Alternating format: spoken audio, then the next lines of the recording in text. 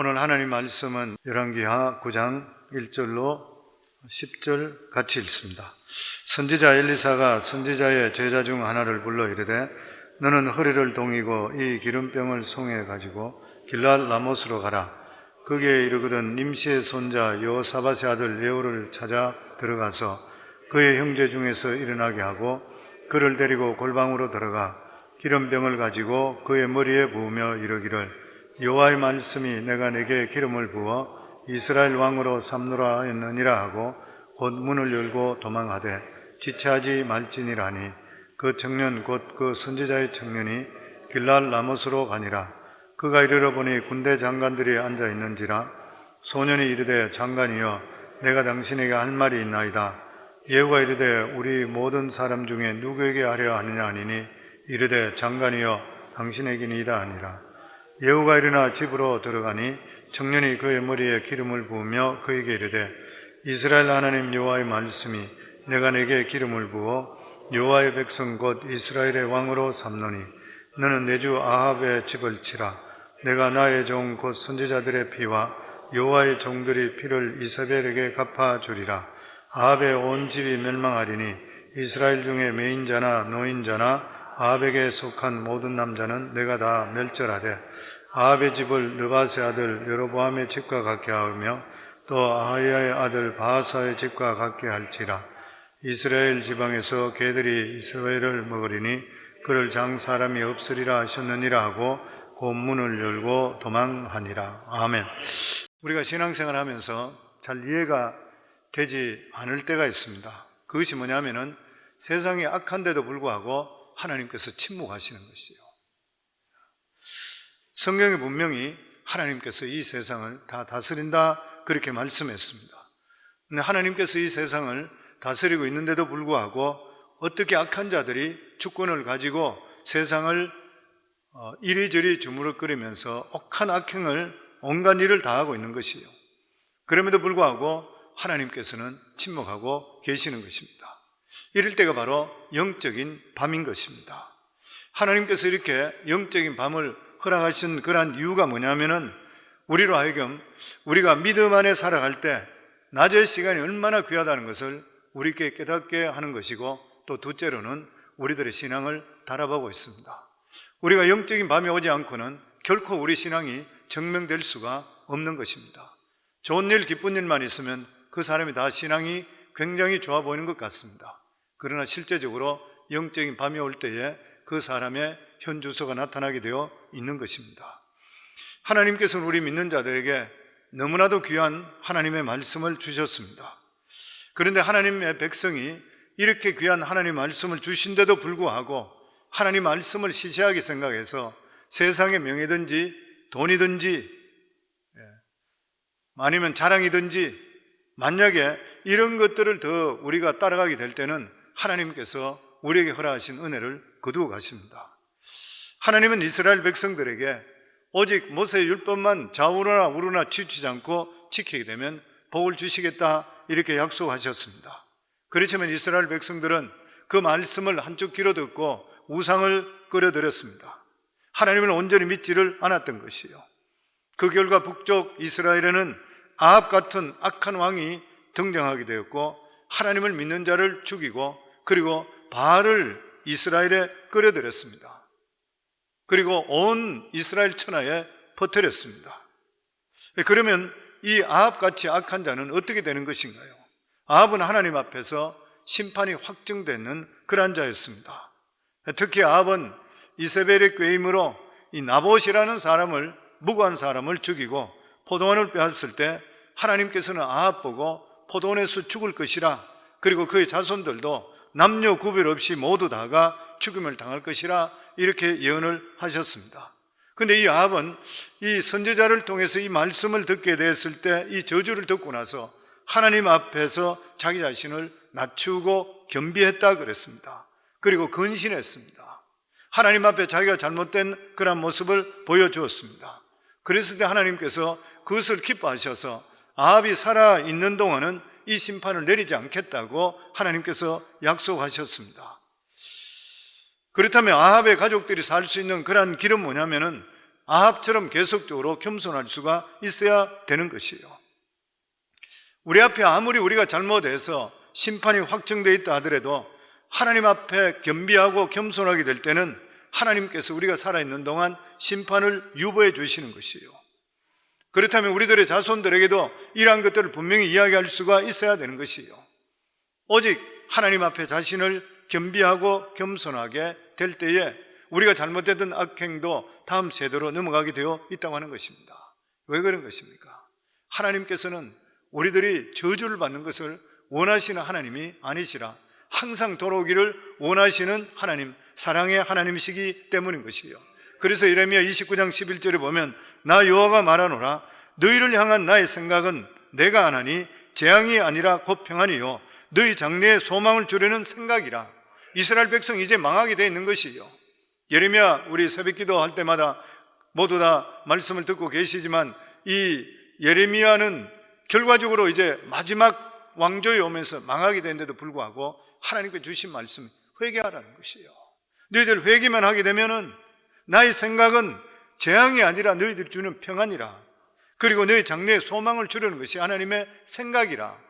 그렇기 때문에 우리 삶 속에 우리가 어떤 잘못을 저지르고 어떤 일이 있다 하더라도 하나님 앞에 우리 자신을 겸비하고 하나님 앞에 용서를 구하게 될 때는 하나님께 용서해 주시고 우리의 잘못된 심판도 유배해 주시는 살아계시며 또한 사랑의 하나님이라는 것을 우리가 늘 마음속에 믿고 우리 자신을 겸비하기를 주 이름으로 축원합니다. 열왕기하 9장과 10장은 하나님께서 엘리야를 통해서 하시는 그 말씀이 이 아합이 나봇을 죽였을 때 했던 그 예언이 한꺼번에 계속적으로 이루어지는 그런 장입니다. 우리가 생각하기에 하나님의 말씀이 너무 천천히 이루어진다. 어떨 때는 왜 이렇게까지 이루어지지 않고 언제 이루어질 것인가 정지된 같이 느낄 때가 있습니다. 그렇지만 시간이 지난 후에 되돌아보면 하나님 말씀은 하나같이 다 이루어지게 되어 있고 복을 받을 자는 복을 받게 되어 있고 심판을 받을 자는 반드시 심판을 받아서 완전히 멸망당하는 것을 보게 되는 것이에요. 하나님께서 악한 자들을 급히 심판하지 않아서 너무 답답하게 생각하는 것 같은데 시간이 지나고 보면 하나님의 말씀은 한 점도 틀림없이 다 이루어져 있는 모습을 보게 되어 있는 것이에요. 우리가 기도 드릴 때도 이 기도가 언제 응답될 것인가 너무 답답할 때가 많이 있습니다. 그런데 실제적으로 세월이 지나보면 되돌아볼 때 모든 것을 하나님께서 다 이루어졌다는 것을 고백하게 되어 있는 것이에요. 하나님은 살아계시기 때문에 타이밍은 하나님 맞춰 주시는 줄 믿습니다. 우리 신앙생활 오래 해보신 분들 다 경험하시지만 세월이 지나고 그 당시에는 너무나 답답하고 힘들었지만 그리고 이 기도가 응답되는 언제 응답되나 했지만 정말 세월이 쭉 지나고 나면 되돌아볼 때마다 하나님께서 우리 생각보다 어김없이 틀림없이 더 좋은 것을 응답한 것을 경험하게 되어 있는 것이에요. 그 예수 믿는 것이 얼마나 귀한 복인지 모르는 것이에요. 하나님 은혜 속에 사는 것만큼 더 귀한 축복은 없는 것입니다. 우리가 믿음 안에 있게 되면 오늘보다 내일이 낫고 이번 달보다 다음 달이 낫고 올해보다 내년이 분명히 나올 줄 믿습니다. 하나님은 좋으신 하나님이시기 때문에 우리가 믿음에서 흔들리지 않고 하나님만 보이잡고 말씀대로 살겠습니다 이렇게 하나님께 붙들려 사는 자는 반드시 하나님께서 하나님의 예비한 복을 받게 되어 있는 것이에요.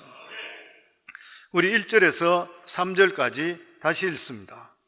선지자 엘리사가 선지자의 제자 중 하나를 불러 이르되 너는 허리를 동이고 이 기름병을 손에 가지고 길랄 라못으로 가라. 거기에 이르거든 님시의 손자 요사밧의 아들 예후를 찾아 들어가서 그의 형제 중에서 일어나게 하고 그를 데리고 골방으로 들어가 기름병을 가지고 그의 머리에 부으며 이르기를 여호와의 말씀이 내가 내게 기름을 부어 이스라엘 왕으로 삼노라 하셨느니라 하고 곤문을 열고 도망하되 지체하지 말지니라 하니라. 하나님께서는 일찍이 엘리야를 호렙산에 불러서서 하나님의 임재를 체험한 후에 장래 계획에 대해서 하나님께서 말씀을 주셨습니다. 그때 하나님께서 엘리야에게 세 가지 말씀을 주셨습니다. 그 첫 번째가 하사엘, 아람 장관이죠. 하사엘에게 기름 부어서 아람 왕이 될 것이라 그렇게 말씀했습니다.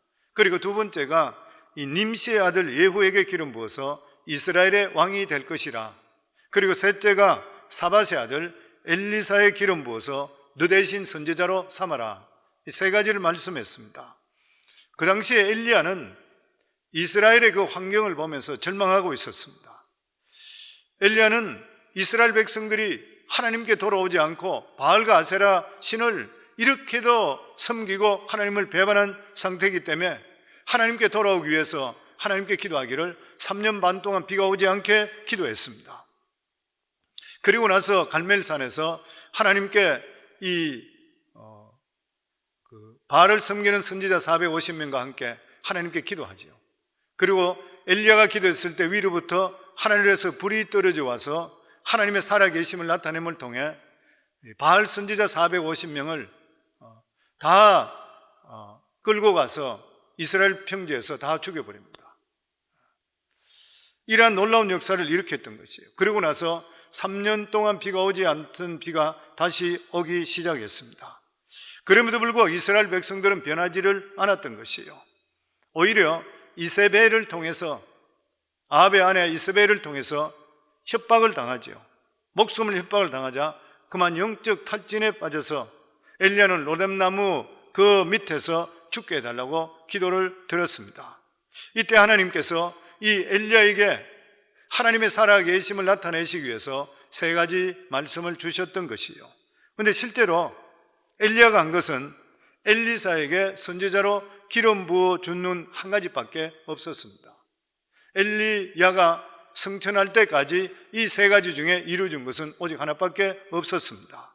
그 이유가 뭐냐면은 만약에 이스라엘 백성들이 두고 간 그 엘리사의 능력을 보고 나서 회개하게 된다면 하사엘이든지 예후든지 이런 사람들에게 기름 부어서 이 아합의 가족들은 이런 것들을 멸할 필요가 없기 때문인 것이에요. 그런데 이스라엘 백성들이 끝까지 회개하지를 않았습니다.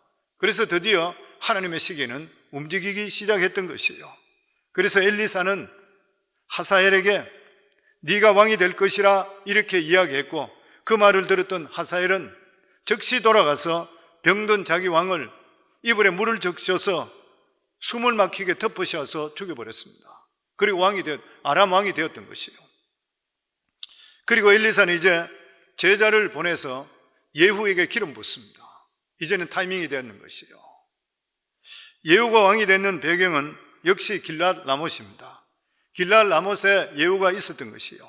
길랏 라못은 아합이 아람으로부터 되찾기 위해서 전쟁을 하다가 화살에 맞아서 거기서 죽었던 장소인 것이에요.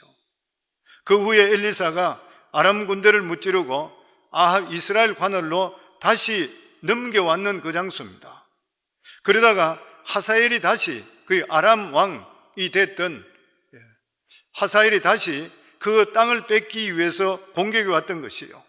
그랬을 때 아합 후에 왕이 됐던 아들 요람은 이것을 막고자 하다가 부상을 입게 되었던 것이에요. 이렇게 부상을 입게 됐을 때에 길랏 라못에 자기들의 장군들을 거기다가 맡겨놓고 자기는 이스라엘 그 별궁이죠.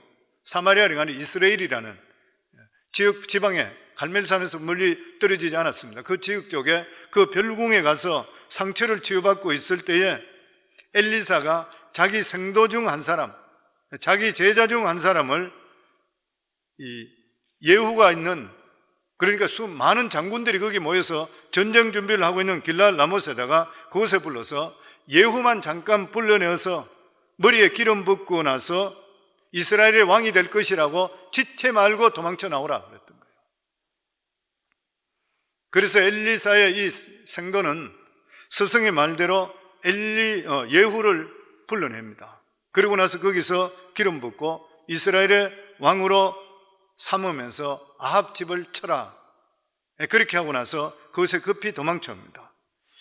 예후는 다른 장군들과 같이 있다가 자기를 부름받고 다른 옆방에 가서 그 선지자의 생도니까 선지자의 옷을 입고 있고, 그리고 엘리사의 아마 제자라는 것을 다 알았을 것이에요. 그래서 사학자들이 이야기할 때, 일반 중경학자들이 이야기할 때 엘리사가 나이가 너무 많아서 거동이 힘들어서 선지자 생도를 보낸지 정확하게는 모르지만 어쨌든 간에 젊은 사람을 보내서 급히 말하고 도망쳐 오도록 했어요. 그러고 나서 그 옆방에서 이제 기름을 붓고 그리고 이스라엘의 왕이 될 것이라 그랬습니다. 근데 그렇게 갑자기 예후가 자기가 기름 붓게 되니까 판단이 서지 않는 거예요. 망설이고 있을 때 옆방에 있던 다른 장군들이 이 예후가 다시 돌아오게 되니까 자꾸만 꼬치꼬치 묻습니다. 그 미친 선지자 같은 사람이 당신에게 무슨 이야기를 했느냐? 계속 물으니까 맞이하지 못해서 이러이러한 일이 있었다. 그가 나를 보고 기름을 부으면서 이스라엘의 왕이 되어서 아합의 모든 가족들을 다 죽이라 그랬다. 그러니까 거기 있는 장군 모두 다가 자기 겉옷을 전부 벗어서 그 발밑에 깔면서 바로 이 예후를 왕으로 모시더랍니다. 우리 11절부터 13절까지 저희들 같이 읽습니다.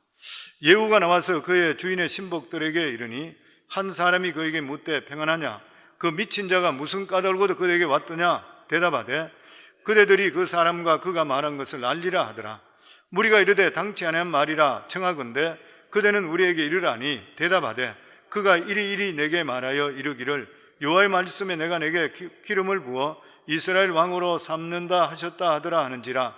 무리가 각각 자기 옷을 급히 가져다가 섬돌 위에 곧 예후의 밑에 깔고 나팔을 불며 이르되 예후는 왕이라 하니라. 이것을 보면은 그 당시에 이 장군들은 누군가가 반역을 해서 이 아합을 쳤으면 좋겠다 이렇게 생각하고 있었던 것이에요. 근데 그 말을 꺼내지를 못하고 있었을 뿐인 것이에요.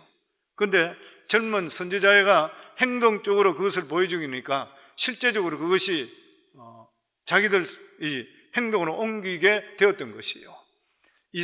북이스라엘의 역사는 반역의 역사입니다. 계속적으로 보면은. 그러니까 자기들도 이러면 안 되겠다 했었는데 그런 일이 벌어지게 되니까 동참했고 또 뿐만 아니라 자기들이 볼 때에 예후가 아마 상당히 리더십 있고 괜찮은 그런 사람이었던가 봐요. 사실 이스라엘 왕이라 그러면 부족함이 없는 그런 사람입니다. 그럼에도 불구하고 아합은 나봇이라고 하는 사람의 포도원을 탐냈습니다. 아합이 원했던 것은 그의 이스라엘 별궁 옆에 있는 나봇의 포도원을 자기 정원으로 만들기를 원했던 것이요. 이스라엘 왕이 대간절 무엇이 부족하다고 다른 사람의 포도원을 빼앗아서 자기의 나물밭 아니면 포도원을 정원으로 만들려고 했는 것입니까? 욕심인 것이요. 보기가 좋았던 것이요. 사람에게는 만족이 없습니다. 아무리 좋은 걸 가지고 있더라도 만족이 없는 것이요. 그래서 작은 것이라도 남의 것을 빼앗아서 자기 욕심을 채우려 가다가 결과적으로 망하게 되었는 것이요. 하나님께서는 아합이 나봇을 죽게 하고 그의 포도원을 빼앗을 때 아합이 그 포도원에서 죽게 되고 그리고 나봇의 피를 핥아먹는 개가 아합의 피를 핥아먹게 될 것이라 이렇게 말씀했습니다. 그런데 아합이 이 엘리사의 예언을 듣고 나서 즉시 그 자리에서 회개했을 때 하나님께서는 아합 때의 일이 일어나지 않을 것이라 이렇게 약속했으며 그리고 그 저주가 자식에게 넘어가게 되었는 것입니다. 그 자식이 바로 누구냐면 요람인 것이요. 요람입니다. 저는 이 말씀을 보면서도 계속적으로 마음에 오는 게 뭐냐면 하나님께서는 우리들에게 잘못했다 하더라도 회개만 하면 항상 마음을 바꾸시고 또 뿐만 아니라 하나님께서는 우리들에게 하나님 말씀을 통해서 아니면 꿈을 통해서 환상을 통해 다른 사람을 통해서 우리들의 잘못된 것을 지적할 때가 있습니다. 앞으로 이런 일이 일어날 것이라는 것을 하나님께서 예시해 줄 때도 있습니다. 아마 여기 신앙생활 오래 했는 분들은 자기들 신앙생활 속에 그런 경험을 많이 했었을 것이에요. 그런데 그런 것들을 하나님께서 우리에게 가르쳐 주시는 그러한 이유가 뭐냐면 항상 하나님께서는 우리들에게 용서해 주시고 새로운 길을 이끌어 주시길 원하시는 하나님이세요. 그래서 항상 하나님 그런 일이 있을 때마다 우리 자신들이 자기 자신을 돌아보고 하나님 앞에서 내 죄가 무엇인지, 내가 하나님 앞에 잘못된 게 무엇인지, 인간관계에 잘못된 거 무엇인지 이런 것들을 돌아보며 내 자신을 회개해야 됩니다. 하나님께 회개하고 하나님의 바로 서게 되게 되면 나에게 일어난다고 했던 그런 일어나는 일이 실제로 일어나지 않고 지나가 버려요. 저는 신앙생활 너무 많이 겪었어요. 개인적인 일, 성도님들의 일, 하나님 교회 일, 이런 것들도 하나님 어떨 때는 나 자신이 너무 부족하고 연약하고 제가 목회를 처음에 시작할 때 알았었는가요? 하나님께서 불러내셔서 목회자로 부르시고 여기까지 이끌어 주실 때는 순간순간 하나님께서 꿈으로든지 환상으로든지 음성으로 들려주시는 것이에요. 또 내가 잘못된 거 있을 때는 항상 내 모습들을 보여주십니다. 그럴 때 그것을 두고 나서 너무 두려워서 하나님께 엎드려서 기도하고 매달리게 되면은 틀림없이 그것이 현상은 있는데 안에 들어오지 않고 지나가는 모습을 봐요. 끊임없이 보는 것이에요. 그래서 밤에 자다가도 꿈만 꾸게 되면 어떤 일을 교회에 관계된 일이 보여주시면 그 자리에서 일어나는 거예요. 일어나서 그냥 내 마음에 평강이 올 때까지 그냥 하나님 일어나고 기도하는 것이. 왜냐하면 성경이 계속적으로 주시는 그런 말씀이 뭐냐면 하나님께서는 환경을 통해서, 꿈을 통해, 사람을 통해, 아니면 목회자의 말씀을 통해, 아니면 성경을 읽음을 통해 우리에게 끊임없이 말씀합니다. 왜냐하면 성령께서 우리 속에 계시기 때문에 그래요. 계속 하나님께서 우리와 교통하시기를 원하고 계시는 것이에요. 그러면서 어떤 방법이든지 간에 우리가 깨우치기를 원하고 계시는 것이에요. 그때 우리들은 이그노하시면 안 됩니다.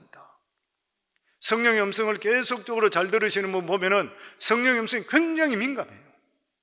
보통 사람인 것 같으면 스치고 지나갈 일을 절대로 안 스치고 지나갑니다. 그러니까 무슨 말이든지 내 음성에 하나님께서 어떤 뜻이 있다는 걸 느낄 때 바로 반응하는 것이에요. 그러면 계속 말씀하세요. 하나님께서는 계속 말씀합니다. 근데 내가 그것을 내 생각하고 틀린다 해서 이그노하기 시작하면서부터는 성령과 나의 관계가 끊겨져 버립니다. 우리 믿음의 사람들의 가장 우리 속의 고통이 뭐예요? 하나님의 음성을 못 듣는 거잖아요. 하나님의 인도하심을 못 받는 것만큼 더 괴로운 일은 없는 것이에요. 그렇기 때문에 성도님들 영적으로 민감하기를 주 이름으로 축원합니다. 영적으로 민감하기 위해서는 말씀을 가깝게 하셔야 되고, 그리고 또한 말씀에 예배 장소에 일 나오셔서 말씀을 받으셔야 하고, 그리고 내 지금 생각과 내 삶을 계속적으로 비교해 볼 수가 있으셔야 되고, 큐티하고 내 자신을 돌아보게 될 때에 나도 모르는 사이에 하나님의 음성이 들리기 시작하고 영적으로 교통이 시작되게 되어 있는 것이에요. 보면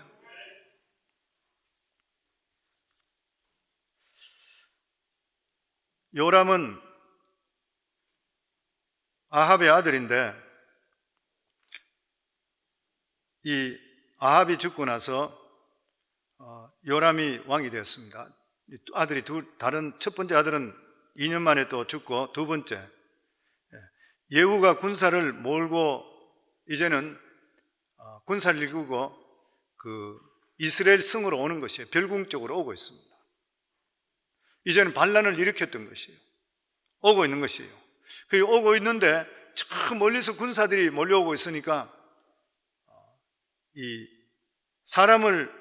사신을 두 번이나 보내요. 누군지, 아람 군사인지 우리 군사인지, 아니면 승리하고 오고 있는 것인지 우리 군사면, 아니면 져서 아람 군대에 쫓겨오는 것인지 알고 싶어 사람을, 전령들을 계속 보내요. 2명이나 보낸데도 불구하고 돌아오질 않는 것이에요. 이것이 반역이 될지 승리가 될지 적군이 올지 너무 불안한 것이에요. 그래서 자기가 직접 그것에 나가게 됩니다. 나가게 보니까 예후가 오고 있는 것이에요. 예후가 오고 있는데, 예후가 오길래 네가 적이냐 반역이냐 아니면 승리냐, 그러다가 예후가 반역함을 알고 나서 예후의 화살을 맞아서 심장이 뚫리며 죽어버렸습니다. 22절 말씀입니다. 24절까지 같이 읽습니다. 요람이 예후를 보고 이르되 예후여 평안하냐 하니 대답하되 내 어머니 이세벨의 음행과 술수가 이렇게 많으니 어찌 평안이 있으랴 하더라. 요람이 곧 손을 돌이켜 도망하여 아하시아에게 이르되 아하시아여 반역이로다 하니 예후가 힘을 다하여 활을 당겨 요람의 두 팔 사이를 쏘니 화살이 그 염통을 꿰뚫고 나오매 그가 병거 가운데 엎드려진지라. 예후는 젊은 선지자가 자기 머리에 기름을 붓게 됐을 때 처음에는 어떻게 돼야 될지 자기가 잘 몰랐습니다. 그런데 자기가 왕이 된다면 하나님께 자기에게 주신 명령이 뭐냐면 아합 집안 모두 다를 죽여라 그랬던 것이에요. 그래서 자기가 왕으로 초대됐으니까 요람을 찾아서 죽일 수밖에 없었던 것이에요. 그리고 나서 이 요람이 거기서 예후를 통해 죽게 됩니다. 근데 오늘 읽었던 그 말씀에 보면은 요람이 곧 손을 들어 도망하며 아하시아에게 이르되 아하시아여 반역이로다. 그리고 도망가다가 화살 맞아 죽었거든요. 근데 아하시아가 누구냐 하면은 바로 여호사밧 왕, 그러니까 남유다의 여호사밧 왕의 아들이었습니다. 아들이 왕이 되었던 것이요. 그러니까 이 아하시아하고 요람하고는 천한매부 기간이죠. 이세벨, 그러니까 아합의 사위가 되는 거예요. 아합의 사위, 그 아합의 딸하고 그리고 이 여호사밧의 아들하고 결혼을 했던 것이죠. 지난주 수요일을 말씀드렸습니다. 그러니까 자기는 이 아람 군사하고 북이스라엘이 전쟁하게 되니까 남유다에서 나와서 격려해 준다고 거기에 같이 있었던 거예요. 그곳에 같이 있다가 여기서 반역이 일어나는 바람에 자기도 같이 도망치다가 머깃도라는 곳에서 잡혀서 죽게 됩니다. 27절에서 저희들 28절 저희들 같이 읽습니다. 27절, 28절. 유다의 왕 아하시아가 이를 보고 정원의 정작길로 도망하니 예후가 그 뒤를 쫓아가며 이르되 그도 병거 가운데서 죽이라 하며 이블르함 가까운 구루 비탈에서 치니 그가 미그트까지 도망하여 거기서 죽은지라. 그의 신복들이 그를 병거에 싣고 예루살렘에 이르러 다윗성에서 그의 조상들과 함께 그의 묘실에 장사하니라. 왕이 된 지 1년 만에 잘못 얽혀 들어가서 암살당해버리고 말았습니다. 예후가 왜 유다 왕인 아하시아를 죽였을까? 보통 보면 다른 나라 왕은 죽이질 않잖아요. 자기 왕도 아닌데 왜 죽였을까? 아합의 딸과 결혼해서 오므리 가문과 엮였기 때문에 그렇습니다. 아합의 아버지가 오므리거든요. 그 이스라엘에 보면 오므리 왕조가 있고 그 다음에 예후 왕조로 내려갑니다. 오므리 왕조에 보면 오므리 왕 장군이었었는데 시므이를 죽이고 왕이 되었습니다. 그리고 나서 그 밑에 아합이 있고 아합의 아이시아라는 또 아들이 있고 그 다음 요람이라는 아들이 있는 것이에요. 약 한 48년 동안 통치를 했습니다. 그런데 이들이 결과적으로 아하시아, 이 남유다의 아하시아 왕이 이 아합 왕과 서로 간에 이 뭐라 그러죠? 그러니까 혼인 관계를 맺어져 버리는 거예요. 사돈 관계가 되어버렸습니다. 하나님께서 오므리 왕조들, 오므리 족속들을 다 죽이라 그랬으니까 그게 연관되기 때문에 죽었는 것이에요. 그러니까 이 아하시아는 아합 집안하고 사돈 된 것만 하더라도 충분히 죽을 이유가 있다고 하는 것이에요. 그래서 정말 우리가 믿음의 그러한 가문들을 일으키고 믿음의 사람들과 혼인도 맺는 게 정말 중요한 것 같아요. 그리고 물론 하나님 뜻이 있어서 믿음 없는 사람도 얼마든지 결혼할 수 있습니다. 그렇지만 그 사람이 믿음 안에 들어올 수 있도록 정말 기도해서 믿음의 가문들을 다 일으킬 수 있기를 주 이름으로 축원합니다. 그리고 예후가 이스라엘 궁에 도착했을 때 이세벨이 창문에서 화장을 하고 있었습니다. 아합의 부인이죠. 창문에 화장을 하고 있습니다. 우리 30절, 31절 같이 읽습니다. 예후가 이스라엘에 오니 이세벨이 듣고 눈을 그리고 머리를 꾸미고 창에서 바라보다가 예후가 문에 들어오매 이르되 주인을 죽인 너 시므이여 평안하냐. 이걸 보면 이세벨이라는 여자가 얼마나 담대하고 대단한지 알 수 있습니다. 예후가 반역을 일으키고 예후 손에 자기 아들 요람이 죽었다는 것을 들었을 때도 불구하고 태연자격하게 화장을 하고 있었던 것이요. 그러면서 보면은 이 예후에게 주인을 죽인 너 시므이야 이렇게 이야기했습니다. 주인을 죽인 시므이야. 시므이라고 하는 사람은 북이스라엘 왕 중에 가장 짧은 기간 동안의 왕으로 있었습니다. 일주일 있었죠. 7일 동안 있었던 그러한 왕이었습니다. 열왕기상 16장에 보면 시므이가 이유 없이 자기 주인인 왕을 죽였습니다. 반란을 일으켰던 것이에요. 이 반란을 일으켰는데 이 반란을 일으킨 것을 알고 나서 그 오므리 장군이죠. 그러니까 아합의 아버지입니다. 오므리 장군이 군사를 일으키고 가서 그를 쳐로 들어갔을 때 성이 함락되니까 이 사람이 자살했어요. 왕된 지 일주일밖에 되지를 않았던 것이에요. 그러니까 여기 보면 지금 이세벨에 있는 이야기가 뭐냐면 이 예후를 보고 하는 말이 주인을 죽인 너 시므이여. 예후인데도 불구하고 네 시므이가 똑같은 놈이구나. 네가 주인 요람을 죽였으니까 너도 네 자리가 일주일밖에 되지 못할 것이다. 저주하는 그런 말이었던 것이에요. 이것을 보면 이세벨이 아주 이 여자가 악하고 나쁜 사람은 사실이지만 굉장히 담대했던 여자예요. 그러니까 화장을 하고 옷을 입었다는 것은 한국으로 따진다면 대왕 대비잖아요. 대왕 대비의 위엄을 갖추는 것이에요. 너 같은 것이 감히 나를 어떻게 할 것이냐 이렇게 이야기했던 것이에요. 바알 선지자 450명이 자기가 데리고 있던 바알 선지자 450명이 완전히 다 죽었는데도 불구하고 눈 하나 깜짝하지 않았던 여자였습니다. 그리고 나서 나중에 오히려 엘리야에게 죽이려고 하니까 엘리야가 이 예세벨의 그 서슬 때문에 놀라서 하나님 앞에 오히려 자기를 죽이달라 할 정도로 대단했던 여자였던 것이에요. 이런 여자였었는데 예후가 창문을 향해서 말하기를 내 편이 될 자가 누구냐, 예후 편이 될 자가 누구냐 했을 때 내시들이 창문 밖으로 얼굴을 내다봅니다. 그랬을 때에 이 예후가 이야기하기를 저를 던져라. 그랬을 때 예후 명령에 따라서 내시들이 이세벨에게 달려들어서 이세벨을 잡아서 창밖에 성 높은 데서 밖으로 던져버렸습니다. 그랬을 때 이세벨이 땅에 떨어지고 피가 튀면서 예후의 마레께까지도 그 피가 튀었다 그랬습니다. 그리고 예후는 성에 들어가 음식을 먹다가 이 이세벨이 두로의 공주였었잖아요. 엣바알의 그러니까 딸이었던 것이에요. 그 두로의 공주였다는 것을 생각하고 두로의 관계를 생각해 시체를 수습하려고 사람들을 보냈더니만 이미 개들이 와서 이세벨의 시체를 먹어버려서 두개골과 손과 발밖에 남은 것이 없었다 그랬습니다.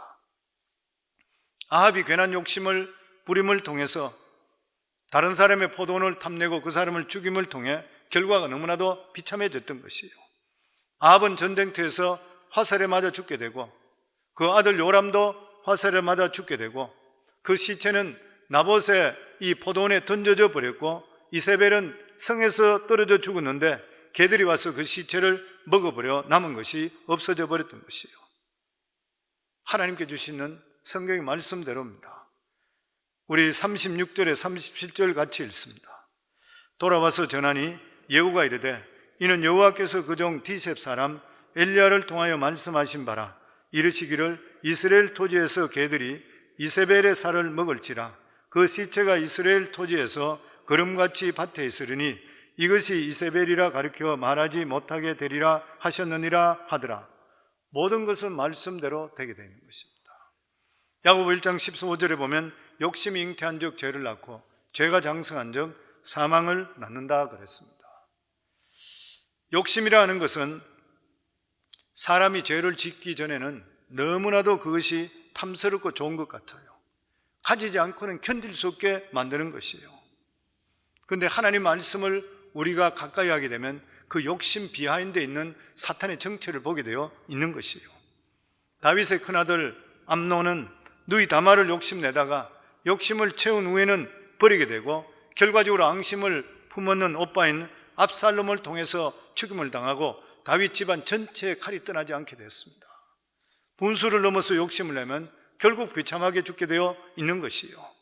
그리고 열왕기상 10장에 보면 아합의 아들 70명, 아합의 아들이 무려 몇 명이었냐면 70명입니다. 70명이 교육을 받다가 예후의 편지를 받은 신하들에 의해서 한꺼번에 죽임을 당합니다. 이것을 보면 아합의 모든 사람들은 한 사람도 남김없이 다 죽게 되는 것이에요. 자식들을 많이 낳아서 공부를 많이 시켜서 오래오래 잘 살 거로 생각했는데 결과적으로 하나님 말씀대로 되었던 것이에요. 아합은 자녀들을 정말 70명이나 낳았습니다. 여자들이 많았던 거죠. 그리고 이렇게 낳아서 수준 높은 교육을 시키면서 훌륭한 사람 만들기를 원했던 것이에요. 그렇지만 자녀들이 진정으로 복받는 길이 뭐냐면은 부모가 바른 신앙을 가르쳐 주는 것이요. 부모의 신앙이 잘못되었을 때 아무리 자식을 많이 낳고 좋은 교육을 시켰다 한다 하더라도 한순간에 멸망할 수 있다는 것을 우리에게 가르쳐 주시는 것입니다. 우리 열왕기하 10장 1절 저희들 같이 읽습니다. 아합의 아들 70명이 사마리아에 있는지라 여호와 편지를 써서 사마리아에 보내어 이스라엘 귀족들 곧 장로들과 아합의 여러 아들을 교육하는 자들에게 전하니 일렀으되, 아합의 아들이 70명이라. 아합은 자식들의 교육에 굉장히 관심이 많았습니다. 70명의 아들을 모아놓고 이스라엘 가장 뛰어난 사람들로 교수로 삼았어요. 최고의 교육을 시켰습니다. 아합은 자식을 많이 낳아서 이들에게 최고 교육을 시키기 위해서 성공적인 삶을 살기를 원했습니다. 그런데 성도 여러분, 세상의 지식은 한계가 있어요. 늘 말씀드린 대로 세상적으로 성공이나 우리가 세상적인 지식은 지금 상태와 똑같다고 생각할 때 이루어지는 일이지, 환경이 갑자기 바뀌고 위기가 올 때는 어떻게 대처할 수가 없습니다. 모든 것들이 어떻게 뒤죽박죽 될지를 모르는 것이에요. 위기의 순간이 오게 될 때 오직 하나님의 말씀을 믿는 믿음만이 승리할 수 있게 된다고 하는 것이에요. 왜냐하면 하나님께서 함께 해주시기 때문인 것입니다. 그리고 예후는 이 70명의 아들을 직접적으로 손을 대지를 않았습니다. 우리 2절에서 3절 말씀을 같이 읽습니다. 너희 주의 아들들이 너희와 함께 있고 또 병거와 말과 견고한 성과 무기가 너희에게 있으니 이 편지가 너희에게 이르거든 너희 주의 아들들 중에서 가장 의질고 정직한 자를 택하여 그의 아버지의 왕좌에 두고 너희 주의 집을 위하여 싸우라 하였더라. 이 무슨 말이냐면은 편지를 보내면서 뭐라고 이야기했냐면, 이 성 안에 있는 그 사람들, 귀족들, 왕족들, 그리고 교수들, 이런 사람들이 이야기하기를 너희들에게는 똑똑한 왕자들 70명 있지 않냐? 그리고 무기도 있고 성도 있으니까 그 중에 제일 똑똑한 자를 왕으로 세워서 나와 한번 붙어보자, 그 말인 거예요.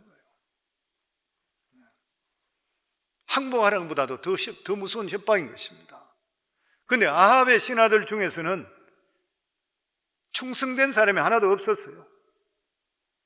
이러한 협박 편지가 왔을 때 그 사람들이 서로 의논해서 우리가 무조건 항복할 테니 어떻게 하면 좋겠느냐 이렇게 했더니만, 아합은 그 아들 70명 하나도 빼놓지 말고 모두 죽여서 목을 잘라서 광주리에 담아서 가져오라고 그랬어요.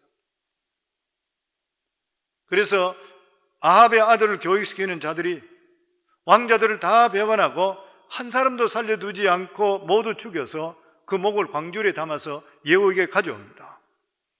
아합은 자기 아들을 잘 시켜, 공부 잘 시켜달라고 최고의 교수들에게 붙여줬는데 불구하고 교수들이 왕자 모두를 죽였습니다.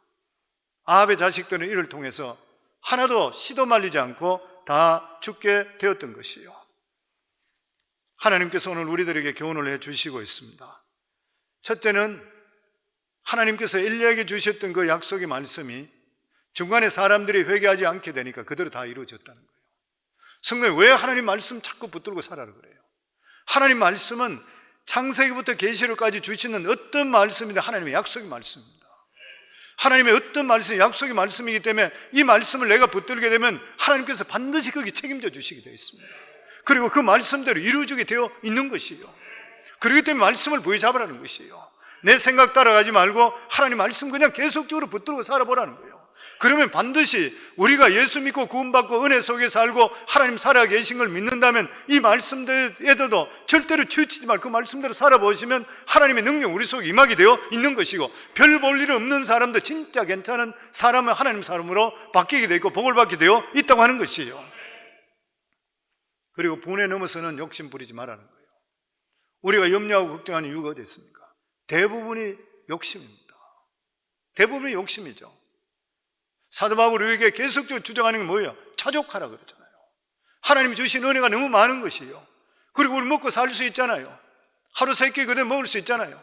딴 거 내가 잘 안 되는 것들은 하나님께 맡기시고, 하나님께서 내가 천부니까 내가 너희들 다 책임질 테니까 맡기라 그랬으니까 욕심 부리지 말고 하나님께 맡기게 될 때 하나님이 주신 우리 속에 평강이 있잖아요.